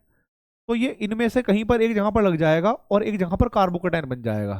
तो मैंने CH3 को मान लो यहाँ लगा दिया, तो बेटा यहाँ पर ऐसे करके यहाँ पर पॉजिटिव चार्ज आ जाएगा दूसरी तरफ, तो होगा क्या कि जहां पर ये अल्काइल ग्रुप लगा है, कार्बोकटायन लगा है, रिंग अब हमारे पास कैसी बन गई, नॉन एरोमेटिक। यहां पर क्या थी, एरोमेटिक। तो रिंग अब वापस से एरोमेटिक बनना चाहती है, तो होगा क्या, ये जो हाइड्रोजन वाले इलेक्ट्रॉन है यहाँ पर आ जाएंगे, वापस से पाई बॉन्ड बन जाएंगे, और H प्लस को आप बाहर निकाल दोगे। सर ने आपको बताया होगा कि ये अभिक्रिया दो पदों में होती है। पहले कार्बोकटायन चलो बन गया, इलेक्ट्रोफाइल पहले अटैक करता है और फिर बाद में H प्लस रिमूव हो जाता है। और इलेक्ट्रोफाइल का अटैक ही इस अभिक्रिया का रेट डिटरमाइनिंग स्टेप होता है। तो देखो बेटा, बेंजीन रिंग में क्या लग गया, एल्काइल ग्रुप लग गया, तो हमारे पास मिथाइल बेंजीन या टॉल्यूइन बन गया। अब यहां तक तो भाई ये बात सबको पता होती है, इससे आगे कहानी थोड़ी मुश्किल होगी। जैसे क्या है, अब मैंने कहा, अरे अरे अरे अरे, ठीक है, अब मैंने कहा कि भाई कुछ सारे बच्चों को ऐसा होता है कि उन्होंने ऐसे पढ़ी होती है अभिक्रिया, जैसे उन्होंने एवेंजिन पढ़ लिया, यहाँ पर CH3 CH2 और Cl, और यहाँ पर लिखा होगा ऐसे करके एनहाइड्रस AlCl3। ठीक है बेटा, ऐसे लिखा होगा एनहाइड्रस AlCl3। तो बेटा मैं आपको एक बात बताना चाहूंगा बहुत बहुत क्लियरली, ठीक है, कि आप लोगों को लगता है कि यहाँ पर जो इलेक्ट्रोफाइल रहा होगा वो इलेक्ट्रोफाइल रहा होगा CH3 CH2 पॉजिटिव, ये कार्बोधनायन। और जब कार्बोधनायन बन गया तो आप लोग यहाँ पर इस पर अटैक कर दोगे। और मैं ये भी जानता हूं कि जो बच्चे शॉर्ट ट्रिक के चक्कर में रहे होंगे, जिनको लगता होगा कि हमें तो ये वाली रिएक्शन आती है, पता है उन्होंने को कैसे सिखाया गया होगा, उन्होंने कैसे सीखी होगी ये रिएक्शन। और अब मास्टर जी ये तो बड़ी आसान हुए है, यहाँ पर हाइड्रोजन हुआ करे है और इधर Cl और CH2 और CH3 वो ऐसे कर देते हैं। और अभिक्रिया में यहां पर क्या लिखा होगा बेटा, एनहाइड्रस AlCl3। तो जल्दबाजी के चक्कर में आप लोग यहां से HCl निकाल दोगे, आपका तुक्का भी लग जाएगा बेटा कि प्रोडक्ट जो है आपके पास यहां पर ये बनेगा। ठीक है, और मैं गारंटी कहता हूं कि आप जो लिख रहे हो बिल्कुल करेक्ट कर रहे हो, मतलब ये जो आप समझ रहे हो, जो प्रोडक्ट आपने लिखा है बिल्कुल करेक्ट लिखा है। मैं इसकी तारीफ करता हूं कि आपको ये ट्रिक आती है डायरेक्ट वाली। लेकिन मैं आपका इलाज ऐसे कर सकता हूं बेटा, कैसे, मान लीजिए मैंने बेंजीन दे रखा है, ठीक है, मैंने क्या दिया हुआ है, बेंजीन दिया हुआ है, और यहां पर मेरे पास क्या हो जाएगा भाई, CH3 CH2 और CH2, और यहां पर Cl है, और यहां पर लिखा होगा एनहाइड्रस AlCl3। तो बहुत सारे बच्चों को लगेगा ले ये अभी कोई बात है, अब मास्टर जी Cl हट जाएगा, यहां से H हट जाएगा और यहां से Cl हट जाएगा, दोनों लग जाएंगे, ठीक है, और यहां पे बन जाएगा क्या, यहां पे बन जाएगा बेटा हमारे पास CH2 और CH3। और फिर मैं तुम्हारा इलाज करूंगा, फिर मैं तुम्हें कहूंगा बेटा इस बार ये वाला क्वेश्चन इनकरेक्ट है। क्या है, इनकरेक्ट है। आप कहोगे सर ये से कैसे इनकरेक्ट हो गया, ये तो गलत बात है। मैंने कहा कि आप लोगों को एक तरीका ढूंढना है कि ये Cl को हटाकर कार्बोधनायन बनाना है, और ये सोचना है कि अगर वो कार्बोधनायन बन गया और उसमें रीअरेंजमेंट अगर पॉसिबल है तो पहले रीअरेंजमेंट करनी है। तो मैंने क्या काम कर दिया बेटा जी, CH3 CH2 और CH2 ये पॉजिटिव चार्ज, जब मैं यहां पर रीअरेंजमेंट करूंगा, ठीक है, रीअरेंजमेंट करूंगा बेटा, तो मुझे पता है कि यहां से हाइड्राइड शिफ्ट होकर इधर चला गया, मतलब इधर स्थानांतरित होकर इधर चला गया, तो 2 डिग्री कार्बोकटायन बन गया। और हम लोग जानते हैं कि जिन अभिक्रियाओं में कार्बोधनायन बनता है वहां पर पॉसिबिलिटी होती है कि रीअरेंजमेंट होने की। अगर रीअरेंजमेंट हो रही है तो सबसे पहला काम होगा रीअरेंजमेंट करके आपको स्टेबल कार्बोधनायन बनाना। तो इस रिएक्शन का जो इंटरमीडिएट है, ठीक है, इलेक्ट्रोफाइल है, ठीक है, वो ये है बेटा, इलेक्ट्रोफाइल ये होगा, और यही अटैक करेगा इस बेंजीन रिंग पर। तो यहां पर जो प्रोडक्ट होगा बेटा, वो प्रोडक्ट हमारे पास होगा ये कि बेंजीन रिंग, यहां पर CH, वास्तव में यहां पर आइसोप्रोपाइल बेंजीन बनेगा। ठीक है, तो आइसोप्रोपाइल वाला जो होगा इसको आप करेक्ट कहोगे। ठीक है, तो इस तरीके से आपको गलती नहीं करनी है। तो एल्काइल हैलाइड के साथ बेंजीन अभिक्रिया करती है या उसके डेरिवेटिव कोई अभिक्रिया करते हैं तो उनको हम फ्रीडल क्राफ्ट अभिक्रिया कहते हैं। आशा करता हूं कि आप लोगों को यह बात समझ में आ गई होगी। अब भाई बात करते हैं किसकी, अब हमारे पास एराइल हैलाइड की अभिक्रिया है, एराइल हैलाइड की अभिक्रिया। तो एराइल हैलाइड की जो अभिक्रिया है उसमें मैं जो जो क्वेश्चन आ सकता है, जिस जिस बारे में वो पूछता है वो मैं बताने वाला हूं। ठीक है, तो सबसे पहले क्या होता है एराइल हैलाइड की अभिक्रियाएं, एराइल हैलाइड्स की एराइल हैलाइड्स की अभिक्रियाएं। ठीक है, एराइल हैलाइड की अभिक्रिया, सबसे पहले जो अभिक्रिया का नाम है वो है डाउस प्रोसेस। क्या है बेटा? डाउस प्रोसेस। एक मिनट पानी भर ले पहले।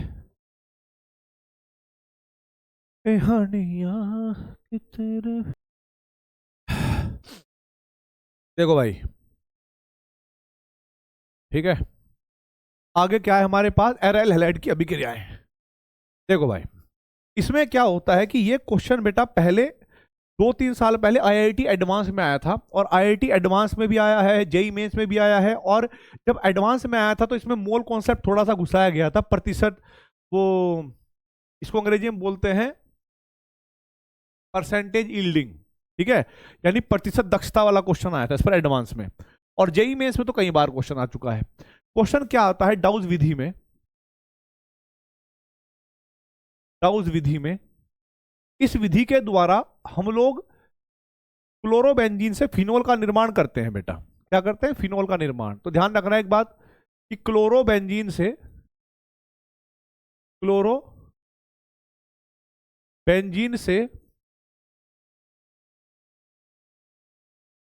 फिनोल का निर्माण। ठीक है, क्लोरोबेंजीन से फिनोल का निर्माण। अब इस अभिक्रिया में क्या होता है वो सारी बातें बताऊंगा। पहले मेरे को डायरेक्ट भी रटवानी पड़ेगी, ये मैकेनिज्म तो बताऊंगा ही बताऊंगा, डायरेक्ट भी बेटा जी मुझे बतानी पड़ेगी। और कैसे, जरा समझना। हमारे पास ये क्लोरोबेंजीन है, और मैं इसकी अभिक्रिया कराता हूं पहले पद में। दो पदों में अभिक्रिया होती है बेटा। या तो पहले पद में हमने लिखा होगा NaOH फ्यूज्ड, मतलब गलित, और यहां पर 623 केल्विन टेम्परेचर होता है और 200 वायुमंडल दाब होता है। तो सिर्फ कभी कभी ये क्वेश्चन पूछ लिया जाता है, लास्ट ईयर तो ये पूछा गया था कि डाउस प्रोसेस से जब हम फिनोल बनाते हैं तो टेम्परेचर कितना होता है। तो ये याद करना है, रटना है, 623 केल्विन और 200 वायुमंडलीय दाब। तो यहां पर हमारे पास बनता है सोडियम फिनॉक्साइड। क्या बनता है जी? Sodium phenoxide. क्योंकि अभी तक, अब क्योंकि जो फिनोल बना होगा, मान लो जो फिनोल बना होगा, फिनोल तो अम्लीय होता है, उसने NaOH के साथ आगे रिएक्शन करके सोडियम फिनॉक्साइड बनाया। तो हम ये चाहते हैं कि जो Na है वो हट जाए और फिनोल बन जाए, या फिर इसमें से जो क्षार है वो हट जाए, क्षार के अधिक के हट जाए। तो हम लोग यहाँ पर अम्लीय अम्लीय अम्लीय करते हैं, इसको थोड़ा सा एसिडिफिकेशन करते हैं। तो इसके अंदर थोड़ा सा HCl डाल देते हैं। तो HCl डालते क्या होता है कि ये Na और ये Cl, ये NaCl तो बाहर निकल जाता है, और यहां पर बन जाता है बेटा जी फिनोल। यहां पर क्या बन जाता है जी? फिनोल। तो ये तो हो गई अभिक्रिया। अब इस अभिक्रिया में थोड़े इसके मैकेनिज्म के बारे में बताऊंगा और क्या क्या क्वेश्चन आते हैं। सबसे पहली बात क्या है मैकेनिज्म की, अगर मैं बात करूं, दो मैकेनिज्म फॉलो करता है ये। ठीक है, दो मैकेनिज्म फॉलो करेगा। उसमें मैं पहला मैकेनिज्म बताऊंगा, बेंजाइन मैकेनिज्म। ठीक है, इसका नाम होगा बेंजाइन क्रियाविधि या मैकेनिज्म। इसमें क्या होता है कि जो आपके पास ये क्लोरोबेंजीन है, यहां पर H तो होता ही है, बेस आएगा बेटा क्षार OH माइनस बेस आएगा। वो क्या काम करेगा, यहां से H+ को ले जाएगा और वाटर बाहर निकल जाएगा, और फिर हमारे पास Cl और एक लोन पेयर नेगेटिव चार्ज। अब ये जो ऑर्बिटल, ये जो इलेक्ट्रॉन है ना बेटा, ये जो इलेक्ट्रॉन है ये हाइब्रिड ऑर्बिटल के अंदर उपस्थित होते हैं, संकरित ऑर्बिटल के अंदर उपस्थित होते हैं, ध्यान रखना। और यहां पर ये बॉन्ड भी संकरित ऑर्बिटल, क्योंकि कार्बन जो है वो sp2 हाइब्रिड होता है, तो ये ऑर्बिटल भी क्या है? संकरित ही है। तो यहां पर इन दोनों इलेक्ट्रॉनों रिपल्शन होने के कारण, मतलब इन इलेक्ट्रॉनों के बीच में प्रतिकर्षण बल होने की वजह से Cl- इलेक्ट्रॉन लेकर निकल जाता है। तो यहां पर कुछ घटना ऐसी होती है, ठीक है, कि यहां पर एक ऑर्बिटल है जिसके पास नेगेटिव लोन पेयर है, यहां पर एक ऑर्बिटल है जो खाली है ये भी हाइब्रिड ऑर्बिटल। तो बहुत सारे लोग जो किताबों में इस जगह इसके स्थान पर ये बना लेते हैं, ऐसे ऐसे ऐसे ऐसे। और फिर ये क्वेश्चन पूछा जाता है जनरल ऑर्गेनिक केमिस्ट्री से रिलेटेड। ये पूछा जाता है कि जो बेंजाइन, इसी को हम इंटरमीडिएट कहते हैं बेटा, बेंजाइन इंटरमीडिएट, बेंजाइन इंटरमीडिएट।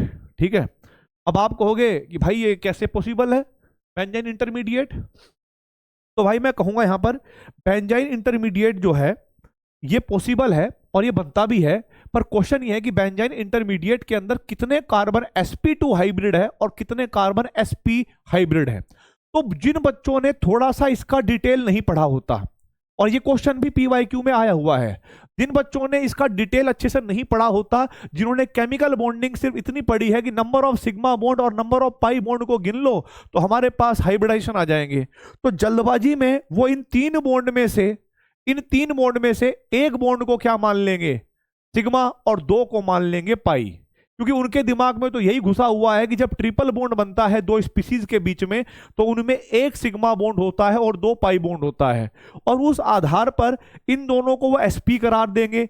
उनके हिसाब से क्या होगा कि चार तो होंगे हमारे पास sp2 और दो होंगे हमारे पास sp, पर मैं गारंटी देता हूं बेटा कि ये आंसर आपका गलत है। ठीक है, ये आंसर क्या हो गया हमारे पास, गलत आंसर हो गया, इनकरेक्ट आंसर हो गया ये। आप सोचोगे सर ये कैसे हो गया इनकरेक्ट, थोड़ा बताइए। मैं कह रहा हूं बेटा आप लोगों ने केमिकल बॉन्डिंग में एक बात पढ़ी होगी कि हाइब्रिड ऑर्बिटल, क्या बेटा, हाइब्रिड ऑर्बिटल कभी भी पाई बॉन्ड का निर्माण नहीं करते। तो ये ऑर्बिटल हाइब्रिड था, ये भी ऑर्बिटल हाइब्रिड था, तो क्या ये कभी पाई बॉन्ड का निर्माण करेंगे? आप कहोगे नहीं सर ये पाई बॉन्ड का निर्माण नहीं करेंगे। तो अब आप लोग याद रखना, ये जो ट्रिपल बॉन्ड है, ये वाला ट्रिपल बॉन्ड, इसमें दो सिग्मा व एक पाई बॉन्ड गिनना है। क्या गिनना है? एक सिग्मा, दो सिग्मा और एक पाई बॉन्ड।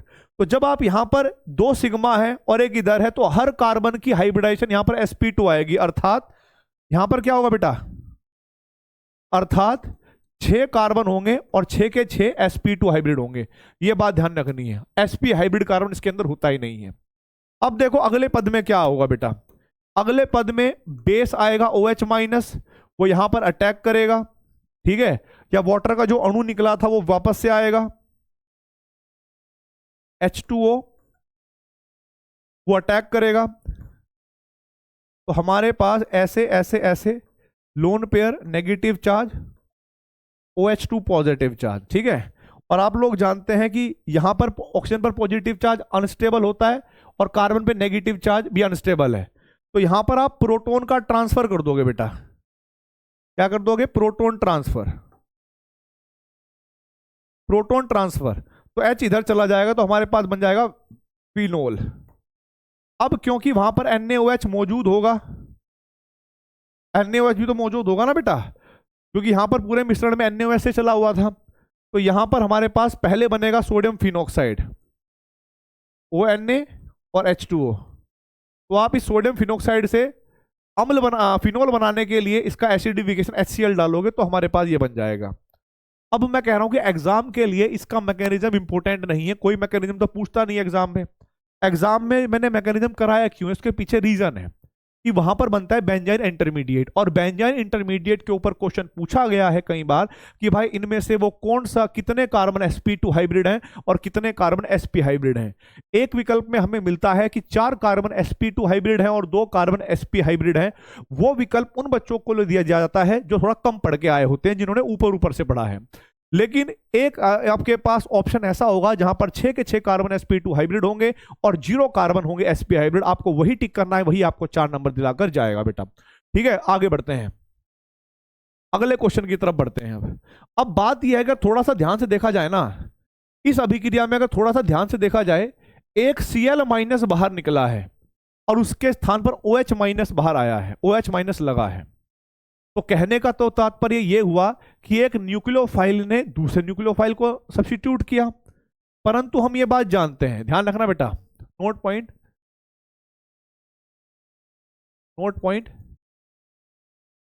एराइल हैलाइड जो होते हैं वे न्यूक्लियोफिलिक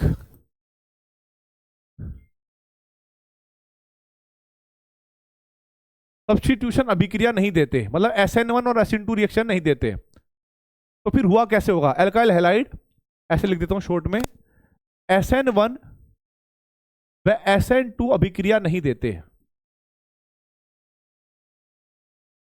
अभिक्रिया नहीं देते। फिर यहां पर कैसे हो गया, बात यह है इस रिएक्शन को क्या कहेंगे। तो मैं इस रिएक्शन को थोड़ा सा मैकेनिज्म आपको बताना चाहता हूं। इस मैकेनिज्म को हम कहते हैं AR-SN2 अभिक्रिया। ठीक है, इस मैकेनिज्म का नाम क्या होगा, AR-SN2 मैकेनिज्म, या इसको हम कहेंगे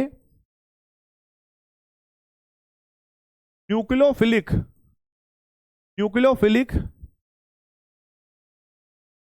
एडिशन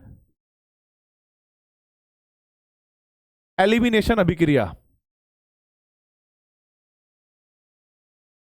न्यूक्लियोफिलिक एडिशन और एलिमिनेशन अभिक्रिया, इसको समझना बेटा क्या होगा।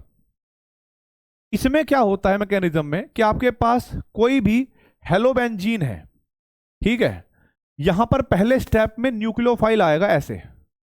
ठीक है, हम लोग जानते हैं कि कार्बन और हेलोजन में हेलोजन ज्यादा इलेक्ट्रोनेगेटिव है, तो यहां पर पार्शियल नेगेटिव चार्ज और यहां पर पार्शियल पॉजिटिव चार्ज होता है।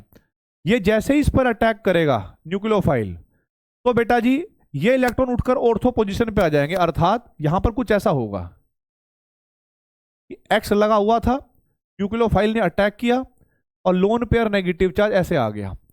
अब ये रिंग जो है अपना एरोमेटिक करेक्टर खोज चुकी है, क्योंकि यहां पर ये रिंग एरोमेटिक थी, यहां पर इस कार्बन को देखो sp3 हाइब्रिड है, 4 बॉन्ड बने हुए हैं, तो ये नॉन एरोमेटिक हो गई। तो ये रिंग वापस से एरोमेटिक बनने के लिए इन इलेक्ट्रॉनों को यहां पर लेकर जाएगी, और जो हेलोजन था यानी जो लिविंग ग्रुप था वो बाहर निकल जाएगा, और हमारे पास प्रोडक्ट क्या बनेगा बेटा, हमारे पास प्रोडक्ट बन जाएगा कुछ इस तरीके से, न्यूक्लियोफाइल। तो भाई इस अभिक्रिया को हमने क्या कहा, इस अभिक्रिया में ये जो पहला स्टेप होता है ये होता है स्लोवेस्ट स्टेप। ठीक है भाई,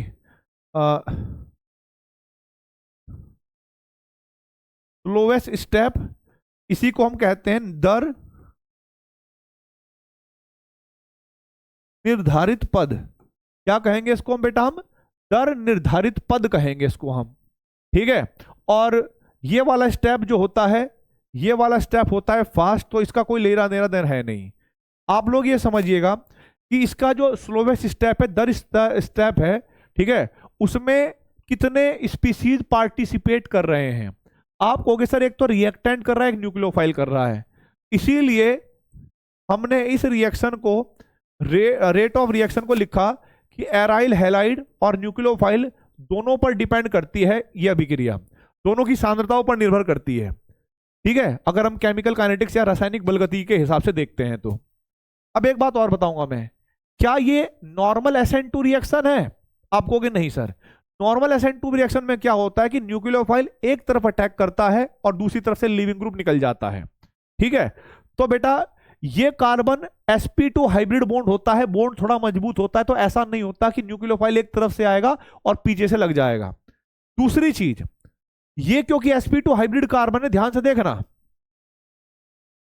ठीक है, sp2 हाइब्रिड कैसा होता है, ट्रायगोनल प्लेनर, ट्रायगोनल प्लेनर। अब मुझे समझ नहीं आ रहा कि मैं कैसे समझाऊं। ठीक है, ट्रायगोनल प्लेनर को ऐसे समझना भाई कि फोन देखो, फोन, ठीक है, ट्रायगोनल प्लेनर में फोन देखना कि एक कार्बन सामने, मतलब ये क्लोरीन सामने, इधर बेंजीन की एक स्ट्रक्चर, इधर बेंजीन की एक स्ट्रक्चर, तो उस क्लोरीन को अगर हटाना है तो OH को यहां पीछे से आना है, पर पीछे से आएगा कैसे, पीछे तो रिंग का प्लेन है ना, पीछे से रिंग का प्लेन है, तो पीछे से अटैक कर नहीं सकता। तो जब यहां पीछे से अटैक नहीं हो सकता तो SN2 अभिक्रिया नहीं होगी। लेकिन हां, इसको हमने AR-SN2 क्यों कहा, जरा समझना। AR का मतलब होता है एराइल, SN का मतलब एराइल, S का मतलब सब्स्टिट्यूशन, N का मतलब न्यूक्लियोफाइल के द्वारा, ले 2 का मतलब होता है कि इसका जो कोटि होती है अभिक्रिया की वो 2 होती है। क्यों, क्योंकि रेट डिटरमाइनिंग स्टेप में न्यूक्लियोफाइल और रिएक्टेंट दोनों भाग ले रहे हैं, इसलिए हमने AR-SN2 कहा, पर ये नॉर्मल SN2 से भिन्न होती है। ठीक है, तो यहां पर एक तो ये हो गया इसका नाम, दूसरा इसका नाम है न्यूक्लियोफिलिक एडिशन एलिमिनेशन, यानी पहले न्यूक्लियोफाइल ऐड हुआ, फिर X बाहर निकला, एडिशन एलिमिनेशन अभिक्रिया भी इसको कहते हैं, न्यूक्लियोफिलिक एडिशन एलिमिनेशन अभिक्रिया। तो भाई यहां पर क्वेश्चन ये आता है कि बहुत इसमें ना न्यूक्लियोफिलिक एडिशन रिएक्शन या AR-SN2 रिएक्शन में एराइल हैलाइड की क्या दे रखी होती है, बहुत सारे एराइल हैलाइड दे रखे हैं, उनमें क्रियाशीलता का ऑर्डर पूछा जाता है। ठीक है, तो ध्यान रखना बेटा, ArSN2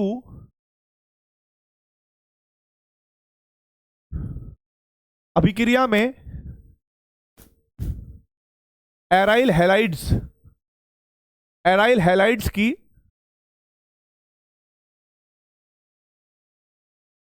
क्रियाशीलता, ठीक है बेटा, एराइल हैलाइड की क्रियाशीलता। अब इसको देखो भाई क्या है ये। अगर मैंने कहा कि भाई मेरे पास एक तरफ F है, एक तरफ यहां पर क्लोरीन है,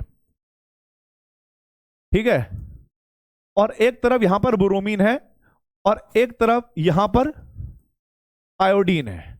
मैं जानता हूं कि जो स्टूडेंट का आंसर होगा, बहुत सारे स्टूडेंट ऐसा सोच रहे होंगे, अरे मास्टर जी यहां कार्बन आयोडीन का बॉन्ड बड़ा है तो जल्दी टूट जाएगा, तो यो सब तो ज्यादा रिएक्टिव हुआ कि ना हुआ, और सर इधर तो छोटा बॉन्ड है, ठीक है, तो इसके हिसाब से तो आंसर अगर लगाया जाए तो फिर तो सर रिएक्टिविटी का आंसर क्या होगा स्टूडेंट लोगों का, ठीक है भाई, स्टूडेंट लोगों का आंसर क्या होगा बेटा रिएक्टिविटी का, अजी यो ज्यादा रिएक्टिव होगा जी मास्टर जी, ठीक है, और ये आंसर किसका था बेटा, स्टूडेंट लोगों का था।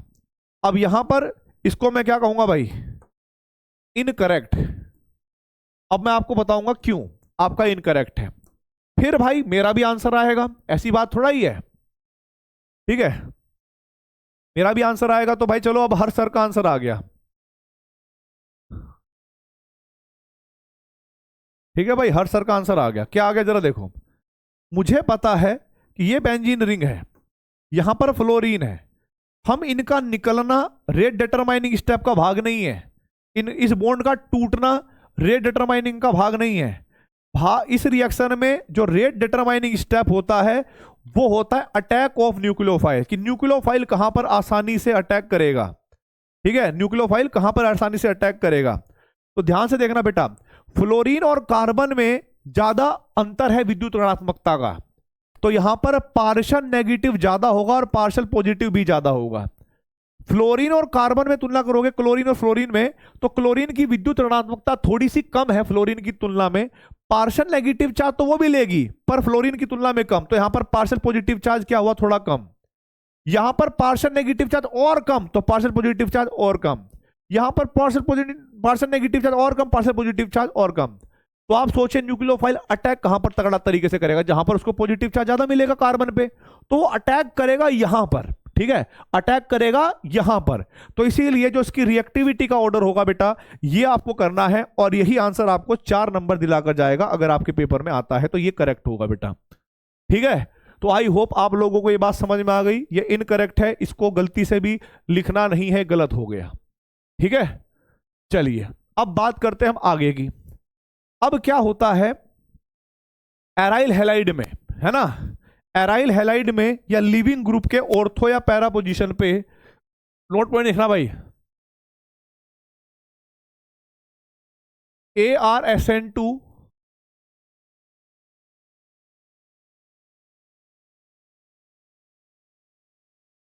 अभिक्रियाओं में, ArSN2 अभिक्रियाओं में, ठीक है, यदि electron withdrawing group leaving group से, लिविंग ग्रुप के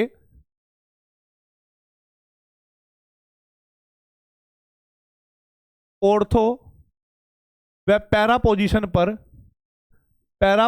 पर लगा हो तो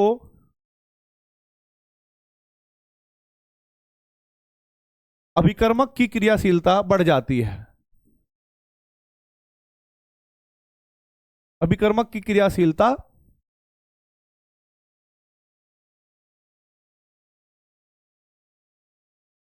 ठीक है, अभिकर्मक की क्रियाशीलता बढ़ जाती है। अब थोड़ा यहां पर समझने की कोशिश करना बेटा, ठीक है। अब यहां पर क्या है हमारे पास, जैसे मान लो ये क्वेश्चन बेटा एक बार आया था पिछले साल, यहां पर क्लोरोबेंजीन है, ठीक, और यहां पर क्लोरोबेंजीन है पर ऑर्थो पोजीशन पे, या कह लो आप ऐसे पैरा पोजीशन पे NO2 ग्रुप लगा हुआ है, ठीक है। और अभिक्रिया सेम है वो पहले की तरह ही, कि आप यहां पर रिएक्शन कर रहे हो NaOH के साथ, NaOH के साथ, सेम आप यहां पर भी NaOH के साथ रिएक्शन कर रहे हो।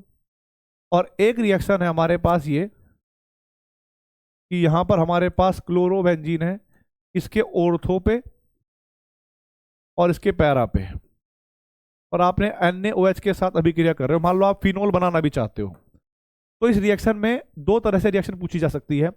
एक तो टेम्परेचर T1, T2 और T3 टेम्परेचर पूछा जा सकता है, टेम्परेचर का क्रम पूछा जा सकता है, या अभिक्रिया का रेट R1, R2 या R3 अभिक्रिया का रेट पूछा जा सकता है कि अभिक्रिया किस दर से होगी।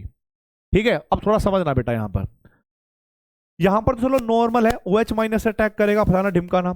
जब NO2 ग्रुप इसके पैरा पे लगा होगा तो आप समझना NO2 ग्रुप एक इलेक्ट्रॉन विड्रॉइंग ग्रुप है, यानी ये कहीं ना कहीं माइनस M इफेक्ट लगाएगा, और माइनस M इफेक्ट लगाएगा तो रिंग पर कैसा चार्ज आएगा? पॉजिटिव। आप लोग जानते हो रेजोनेंस की वजह से जो पॉजिटिव चार्ज या नेगेटिव चार्ज जाता है वो कहां कहां पर जाता है? ऑर्थो और पैरा पोजीशन पर, क्योंकि जो अनुनाद है वो ऑर्थो और पैरा ऑपरेटिंग होता है। तो इसकी वजह से NO2 यहां पॉजिटिव चार्ज थोड़ा ऑर्थो पे पहुंचा और पैरा पे पहुंचा, ठीक है। और यहां पर पार्शियल पॉजिटिव क्या था बेटा? यहां पर तो सिर्फ पार्शियल पॉजिटिव था, यहां पर पार्शियल पॉजिटिव के अतिरिक्त NO2 की वजह से थोड़ा सा पॉजिटिव चार्ज बढ़ गया।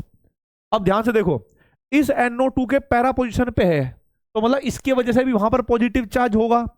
NO2 का ये ऑर्थो है, तो इसकी वजह से भी यहां पर पॉजिटिव चार्ज होगा। और क्लोरीन तो पार्शियल नेगेटिव पार्शियल पॉजिटिव होगा ही होगा। आप खुद सोचकर देखिएगा कहां पर किस कार्बन पर पॉजिटिव चार्ज ज्यादा है, किस पर अटैक करना संभव है आसानी से। तो आप कहोगे सर यहां पर न्यूक्लियोफाइल ज्यादा अच्छे से अटैक करेगा, यहां पर न्यूक्लियोफाइल उतने अच्छे से अटैक नहीं करेगा, यानी इसकी रिएक्शन करवाने के लिए हमें ज्यादा टेम्परेचर देना पड़ेगा, इसकी रिएक्शन करवाने के लिए थोड़ा और कम टेम्परेचर देना पड़ेगा, और यहां पर तो टेम्परेचर बहुत कम होगा क्योंकि ये तो खुद से ही सरलता से अभिक्रिया कर लेगा। तो अगर मैं टेम्परेचर का यानी तापमान का, ठीक है भाई, ताप का क्रम की बात करूं तो T1 ज्यादा होगा, फिर T2 होगा और फिर T3 होगा। और यदि मैं दर की बात करूं, अभिक्रिया के दर की बात करूं, तो मुझे पता है कि ये वाली रिएक्शन सबसे फास्ट होगी, इसके लिए टेम्परेचर इसीलिए तो कम की जरूरत पड़ रही है, सबसे फास्ट रिएक्शन हो रही है। तो हम कहेंगे R3 ज्यादा होगा, फिर R2 का होगा और फिर R1 का होगा। तो भाइयों ये था सेकंड पार्ट एराइल हैलाइड और एल्काइल हैलाइड का। क्या था ये? सेकंड वाला पार्ट था एराइल हैलाइड एल्काइल हैलाइड का, जिसमें मैंने आपको ढेर सारी अभिक्रियाएं करवाई, ढेर सारी रिएक्शनें करवाई। पहले में प्रिपरेशन करवाई थी, अब मैं रिएक्शन करवाई है, जो इंपॉर्टेंट है सारी रिवाइज करवा दी है। अब मैं जो अगला चैप्टर लेकर आऊंगा वो होगा एल्कोहल, फिनोल और ईथर। तो इस बार थोड़ा सा ही रह गया, इवन ईथर की जो विलियमसन सिंथेसिस है वो तो हमने यहीं पर पढ़ ली, ठीक है। तो आई होप आपको समझ में आया होगा, और जैसा भी आपकी कुछ भी जरूरत होगी तो आप कमेंट बॉक्स में पिन कर देना कि कोई टॉपिक समझ में आया कि नहीं आया, ठीक है। तो ऑल द वेरी बेस्ट, जय हिंद, जय भारत, वंदे मातरम। मिलते हैं अगली क्लास में, ऑल द वेरी बेस्ट।